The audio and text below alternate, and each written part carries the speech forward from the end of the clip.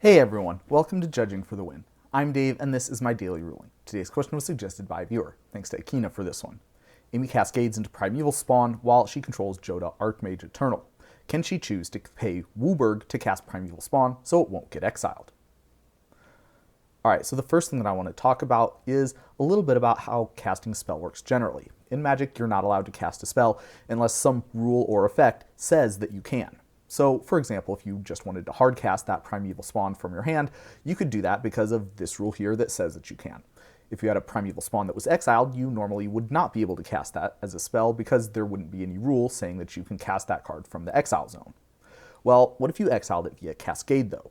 In that case, the effect of the Cascade mechanic says you can cast that card that was exiled this way, but you have to do so in a specific way, without paying its mana cost. When you're casting a spell, it is not possible to apply more than one alternative cost to casting that spell. Since Cascade requires you to use the alternative cost of without paying its mana cost to cast the spell you cascade into, it is not possible to choose to pay WUBRG to cast the spell.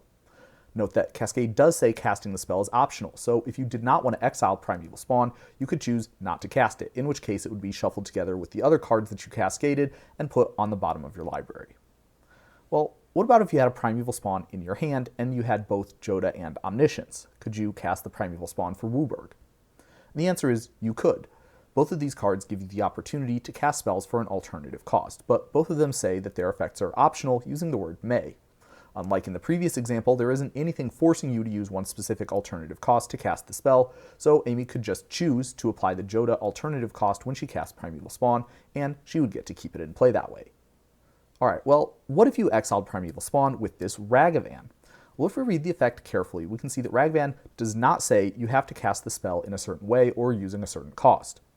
Also note that, unlike Omniscience, which only applies if you're casting the spell from your hand, Jodah's alternative cost can apply no matter where you're casting the spell from. This means you could use Jodah to cast Primeval Spawn for 5 mana in this case. One last challenge question to test your understanding. Amy uses Snapcaster Mage to give Painful Truths flashback. Can she then use Jodah to cast the spell for WUBRG so she can draw 5 cards? And the answer here is no. Amy is not normally able to cast spells from her graveyard. The only reason that she can is because she's casting the spell via flashback, which is only possible if she pays the flashback cost. Even if you didn't know off the top of your head that this was how this mechanic worked, if you read Snapcaster Mage carefully, you should have been able to recognize something was up because it specifically refers to a flashback cost.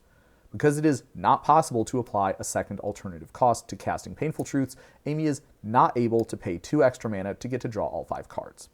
Things would work out better for Amy if she was using a Yawgmoth's Will to cast Painful Truths from her graveyard, because that does not say she needs to use a special alternative cost to do so, meaning it would be possible to cast it for 5 with Jodah. But then again, a lot of things tend to work out better if you're using Yawgmoth's Will, so I don't suppose that should be much of a surprise to anyone. That's all I have for you today. How did you do? Join me again next time for another daily ruling. Until then, I hope you have a great day.